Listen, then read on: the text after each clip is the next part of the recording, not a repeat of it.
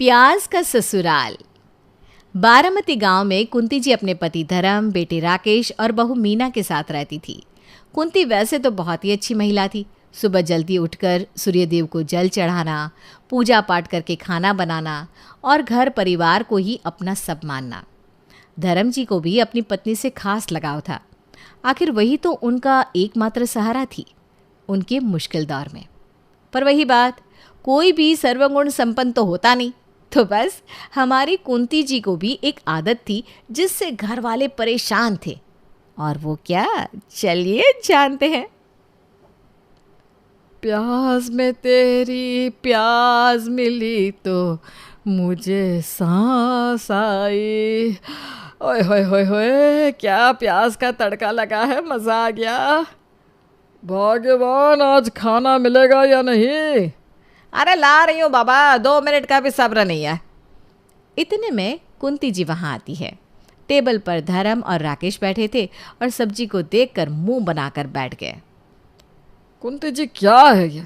Sunday special में आपने बोला था कि शाही पनीर प्याज मसाला बनाएंगी, पर इसमें पनीर कहाँ है? हाँ मम्मी, और आपने कहा था कि आप पकोड़े बनाएंगी, पर ये तो सिर्फ प्याज के ही पकोड़े हैं। ओहो, क्या है? हैं? इस घर में खाने की तो कोई कदर ही नहीं है। आप लोगों के लिए जितना बनाओ, जितना करो, कम ही है। भगवान जाने आप लोगों को किस चीज़ से सुख मिलता है। मेरे तो भाग्य ही फूट गए। मैं अपने मन का कुछ कर ही नहीं सकती इस घर में। भगवान, तूने मेरे साथ ही ऐसा क्यों किया? कितने उत्साह से खाना बनाया था मैंने। अरे अरे, शांत हो जाओ धर्मपत्नी जी, शांत शांत शांत। आपसे इतना क्या कह दिया मैंने? हाँ, आप तो रेलगाड़ी की तरह बस चल निकली। अच्छा बताइए, क्या बनाया है? वाह वाह वाह वाह, प्याज की सब्ज़ी, प्याज के पकोड़े और ये वाह वाह वाह, प्याज के पराठे। ओए होए होए, दिल खुश हो गया कुंती जी। पर पापा, चुप कर जा बेटा, वरना तेरी माँ यहाँ पर रो रो के बाढ़ ले आएगी। अभी खा ले बेटा, शाम को हम दोनों बाप बेटा बाहर खा लेंगे।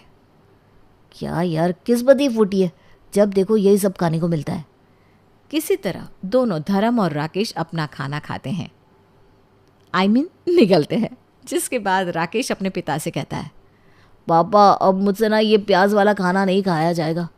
मम्मी की तो ये आदत जाती ही नहीं है। रोटी में प्याज, सब्जी में प्याज, प्याज वाला सूप, यहाँ तक कि उस दिन मम्मी कह रही थी कि वो प्याज की खीर बनाएंगी। पापा मैं कह रहा हूँ, ऐसा चलता रहा तो मैं तो घर छोड़कर चला जाऊँगा। फिर खाते रहना आप लोग अपना प्याज वाला खाना। अरे बेटा शांत हो जा, इतना गुस्सा मत कर। तूने देखा है ना, जैसे ही तेरी माँ को कुछ कह दो वो किसी रेल की तरह बस बोलती जाती है और फिर खुद ही रोने लग जाती है। ऐसे में मैं कैसे उसे दुखी करूँ? ठीक है पापा, आप अपनी राजकुमारी का ध्यान रखिए, अब मैं करूँगा कुछ। क्या? देखते जाइए, कल सुबह पापा, बस कल सुबह का इंतज़ार करिए। और ये कहकर राकेश वहाँ से चला जाता है। अगली सुबह सब चाय पी रहे होते हैं, तभी राकेश के पापा कहते हैं, कुंती जी, राकेश कहीं दिख नहीं रहा। कोई आइडिया, कहाँ गया वो? क्या पता, शायद कल नाराज़ हो गया था तो प्याज लेने गया हो। अरे कुंती जी, वो तो पहले ही ले आया था मैं 25 किलो पिछले हफ्ते। बस सिर्फ 25 किलो? अरे मैंने कितनी बार कहा है कि थोड़े और ले आया करो आप, फिर भी इतनी कंजूसी। अच्छा हमारी प्यारी प्याज देवी, आप कहे तो आपके लिए 25 क्या 50 किलो ले आएंगे बस। और ऐसा कहकर दोनों हंसने लग जाते हैं। जहाँ वो दोनों अपने में बिजी थे, पीछे से राकेश आ जाता है और उनको देखता है। Mom, dad.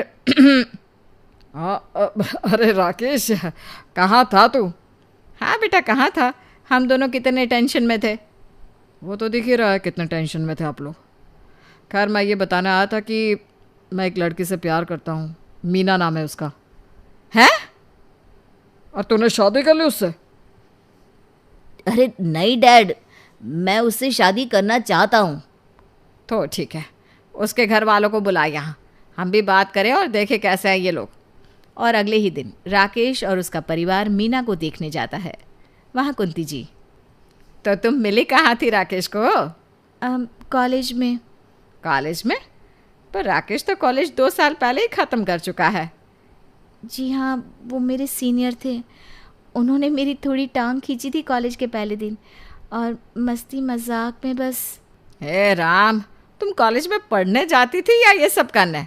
माँ, कॉलेज में तो मैं भी था ना, और प्रपोज तो मैंने ही किया, तो भला उसमें इसका क्या फॉल्ट?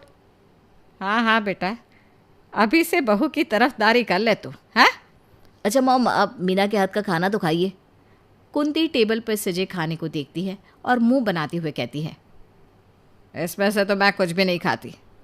अरे डार्लिंग, खा भी लो, इनको नहीं पता तुम्हारी चॉइस के बारे में। तभी मीना उठ खड़ी होती है और कहीं चली जाती है।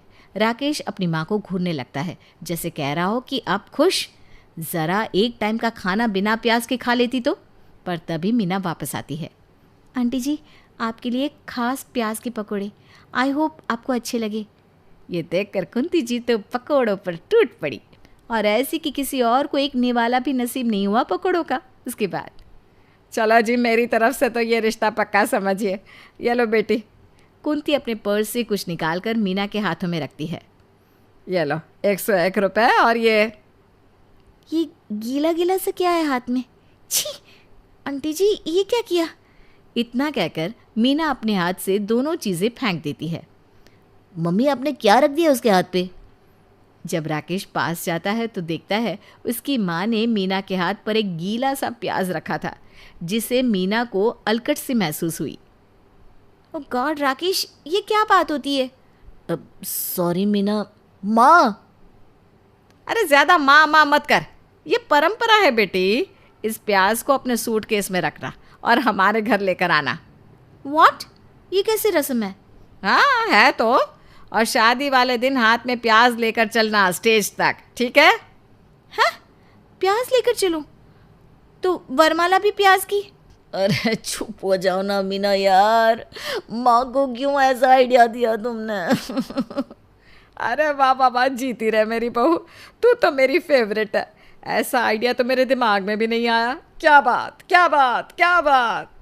बहन जी, वरमाला तो प्याज की ही होगी, छोटे छोटे पिंक पिंक प्याज। मीना की माँ थोड़ी अनकंफर्टेबल होते हुए कहती है। अच्छा जी, और कुछ लेना देना? हाँ बहन जी, हम दहेज तो लेंगे ही। कुंती जी, ये आप क्या कह रही हैं? दहेज में हम आपसे पूरे 50 किलो प्याज लेंगे। क्या? क्या? क्या? अरे बस इतना सा ही तो चाहिए। बहन जी, आजकल प्याज के दाम आसमान छू रहे हैं, इससे अच्छा तो हम आपको फ्रिज और वॉशिंग मशीन दे देते। अरे नहीं बहन जी, उसकी कोई ज़रूरत नहीं है, और अगर फिर भी देने हो तो उनमें भी प्याज भरकर दे दीजिएगा। और कुछ इस तरह हो जाती है राकेश की शादी। शादी के बाद मीना राकेश से कहती है, राकेश, ये तो तुम्हारी मम्मी को अलग ही ऑब्सेशन है प्याज से, हद हो गई यार। आई नो बेबी, पर तुमने देखा ना, वो किसी की कोई बात नहीं सुनती है। चलो मैं एक कोशिश करके देखती हूँ। उसी शाम डिनर में, खाना लग गया है, सब आ जाइए। सब टेबल पर बैठ जाते हैं। इतने में कुंती कहती है, बहू, ये क्या मजाक है? मैंने कहा था मुझे प्याज खाने हैं। अरे मम्मी जी, मैंने आज वड़ा पाव बनाया है, उसमें प्याज है तो सही। इतने से में मेरा क्या होगा? मुझे प्याज की सब्जी खानी है। और इतने दिनों से आई मीना की सब्र का बांध टूट जाता है। इतनी देर से प्याज से जुड़ी हर चीज़ बनाने के बाद वो आज बोल ही पड़ती है। अच्छा, और उसके बाद जो आप इतना गैस छोड़ती है वो? अरे माँ जी, इतनी गैस, वो भी इतनी जहरीली कि गली में रात को घूमने वाले कुत्ते भी डर के दूसरी गली में चले जाते हैं और वहाँ हाथ जोड़कर भगवान से विनती करते हैं कि प्लीज़ हम नहीं भोंकेंगे, बस ये बदबू हटा दो। आपके बालों से लेकर हाथों तक सब में सिर्फ प्याज प्याज प्याज की स्मेल। भला ऐसा क्या प्याज प्रेम है? भला कौन ही प्याज का जूस पीता है? चाय पत्ती में प्याज के छिलके? हे भगवान, मैं तो थक गई हूँ आपके प्याज प्रेम से, मुझसे नहीं होता अब ये। आप एक बात तो बताइए, आपको प्याज से इतनी ऑब्सेशन क्यों है? भला ऐसा क्या है प्याज में जो आप इतने दीवाने हो प्याज के? कुंती जी मानो स्तब्ध रह जाती हैं। कुछ देर तो वो कुछ नहीं बोलती, फिर अचानक से उनकी आंखों से आंसू बहने लगते हैं। आज तक सब मुझसे पूछते आए हैं इसका राज, पर मैंने कभी किसी को नहीं बताया इसके बारे में, धर्म जी को भी नहीं। पर आज मैं अपनी कहानी सुनाती हूँ। जब मैं छोटी थी तो मैं दिन गांव में रहा करती थी। वहाँ हम लोगों के पास लोग नीच काम करवाने आते थे और हमें छूते भी नहीं थे। खाने के नाम पर भी हमारे पास कुछ नहीं था सिवाय रूखे चावल के। पर एक दिन हमारे गांव में अचानक से एक प्यारे से प्याज की खेती हुई। हम सब गांव वालों ने वो प्याज के पेड़ से प्याज लेकर एक एक छोटा दाना खाया और तब से हम सबके दिन फिर गए। प्याज की खेती, प्याज से अलग अलग खाना बनाकर हम सबकी जिंदगियां संवर गई। और बस इसी कारण से मैं हमेशा प्याज खाती हूँ, जिससे मैं अपने गांव से, अपने लोगों से, अपने बचपन से जुड़ी हुई हूँ। ये सुनकर सभी की आंखें नम हो गई।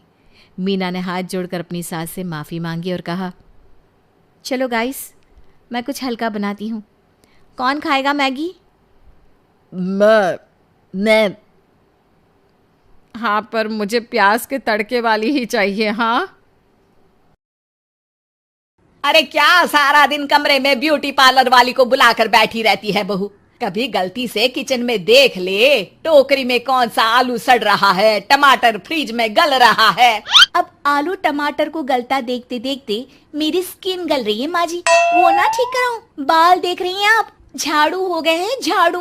हाँ हाँ, तो तेल लगाकर मालिश करना, दही लगा, घर की कितनी सारी चीजें लगा सकती है। ये क्या बालों को केमिकल लगा लगा कर हरा लाल रंग करवा लेती है। ओ सासू माँ, ननद जी के बालों पर भी ये सब किया करो। मेरा तो भूल ही जाओ कि मैं ऐसी लोकल चीजों को अपने ऊपर यूज भी करूंगी कभी। तभी वहाँ ननद आ जाती है।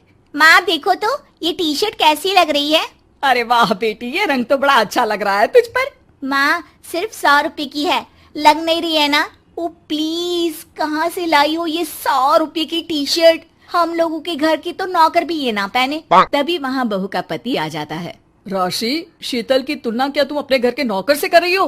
अरे छोड़ो ना भैया, ये बताओ टी शर्ट कैसी लग रही है। बहन नहीं चाहती थी कि उसके कारण भाई और भाभी के बीच लड़ाई हो, लेकिन राशि, लास्ट ईयर मैं लंदन गई थी ना, तब की फोटो। वैसे तुम लोग कहाँ कहाँ गए हो? भाभी हम तो हरिद्वार, शिमला और हाँ एक बार तो नैनीताल भी गए हैं। ये कोई जगह है घूमने की? लंदन तो स्वर्ग है, स्वर्ग। ऐसी बात नहीं है भाभी, हमारे देश में भी कई जगह ऐसी है जो दुनिया में कहीं नहीं है। जैसे गुलबर्ग गई है क्या आप? नो वे, मैं स्विट्जरलैंड गई हूँ। तो फिर जब गुलबर्ग नहीं देखा तो क्या देखा?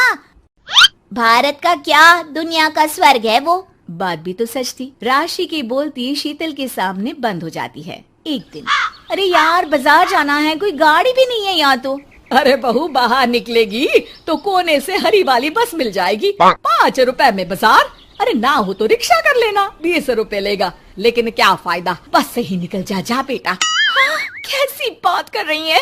बस में कितने अनहाइजीनिक लोग बैठते हैं, पता भी है आपको? पता नहीं कौन क्या करता है, कहाँ जा रहा है, कहाँ से आ रहा है, और मैं उन लोगों के बीच बैठ जाऊं। अच्छा बहू, एक बात बता, तुम लोगों के घरों में जो ड्राइवर काम करते हैं ना, उन लोगों का पता है तुम्हें कि वो कहाँ से आते हैं, क्या खाते हैं, क्या पीते हैं? अरे माँ जी, आपसे कौन बहस करे, टैक्सी ही बुला लेती हूँ। कौन इतनी पेन ले गर्मी में। अरे बहू, पैसे बचाना सीख। 2 पैसे बचाएगी तो मुसीबत के वक्त काम आएंगे। मुसीबत, वो भी पैसों को लेकर? अरे माँ जी, हम लोगों के घर की तो कटोरी भी चांदी की होती है। अरे भगवान ना करे कि जरूरत पड़े, लेकिन जरूरत बताकर नहीं आती बहू। तभी वहाँ ननद आ जाती है। भाभी, आपके पापा किस प्रोफेशन में है? मतलब चांदी की कटोरी में खाना जरूर बड़े व्यापारी होंगे ना? अरे नहीं, वो फाइनेंसर है। यहाँ का पैसा वहाँ और वहाँ का पैसा यहाँ, समझ लो टोपियाँ घुमाते हैं बाजार में। तो सोचो, आपके पापा ने भाई से आपकी शादी क्यों की होगी? वो तो ऐसा नहीं करता, सिंपल सी नौकरी करता है वो तो। वो क्या था कि पापा को आप लोगों का बड़ा मकान और सिंपल सी जिंदगी अच्छी लगी। वो इसलिए भाभी कि हम उतना ही खर्च करते हैं जितना जिंदगी जीने के लिए जरूरी होता है। जैसे आप लोग बड़ी बड़ी कोठी में रहते हो, लेकिन है तो किराए की ना, और हम लोगों का मकान अपना है, जिसे पापा और माँ ने एक एक पैसे जोड़कर बनाया है। हाँ, वो तो हम लोग भी सोच रहे थे लेने के लिए, लेकिन बेटा, मैं चाहती हूँ कि तुम दोनों मिलकर इससे बड़ा मकान बनाओ, तब तो बात बने। कैसी बात कर रही हैं आप? मैं तो सोच रही थी कि इसे बेचकर पॉश इलाके में मकान ले लूं। अरे मैं जब तक जिंदा हूँ मेरा मकान नहीं बिकेगा, ये फाइनल बात है। तो इस छोटे मोहल्ले में ही रहना चाहती हैं आप हमेशा? अरे मैं तो सोच रही थी कि तभी डोरबेल बजती है और सामने खड़े होते हैं राशि के पापा मम्मी। अरे मम्मी पापा, आप दोनों आइए आइए। जा बेटा शीतल, जाकर अंकल आंटी के लिए पानी ले आ। क्या बात है भाई साहब, आप लोग परेशान दिख रहे हैं, सब ठीक तो है ना? अरे नहीं नहीं माँ जी, कैसी बात कर रही हैं? वो कहाँ परेशान होंगे, इतना पैसा है इन लोगों के पास, तो परेशानी तो भूल कर भी नहीं आनी। तभी राशि की माँ सास के सामने रोने लगती है। अरे क्या बताए बहन जी, हमारा तो सब कुछ खत्म हो गया। ये तो भला है कि भले घर में राशि की शादी करवा दी, वरना अब तो हम लोगों के पास रहने के लिए छत भी नहीं है, इसलिए आप लोगों के पास आए हैं।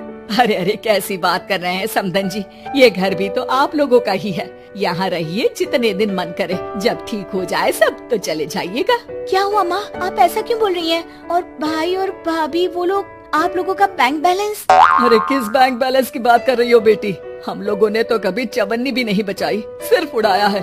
उसमें कैसे बैंक बैलेंस होता, घर तो किराए का था ही। बाकी तेरी भाभी ने थोड़ी बहुत जो प्रॉपर्टी थी उसे बेचकर पॉश इलाके में घर लेने की जिद की थी। प्रॉपर्टी बेच तो दी, लेकिन जो पैसे आए वो भी उड़ा दिए। अब हम दोनों को घर से भी निकाल दिया, अब ना घर है ना पैसा, जीवन फिर से शुरू करना पड़ेगा। हाँ बहन जी, लेकिन इस बार एक बात तो गांठ बांध ली कि झूठी शान और दिखावा किसी का सगा नहीं होता। राशि सास की तरफ ऐसे देखती है जैसे अपनी गलती का एहसास कर रही हो।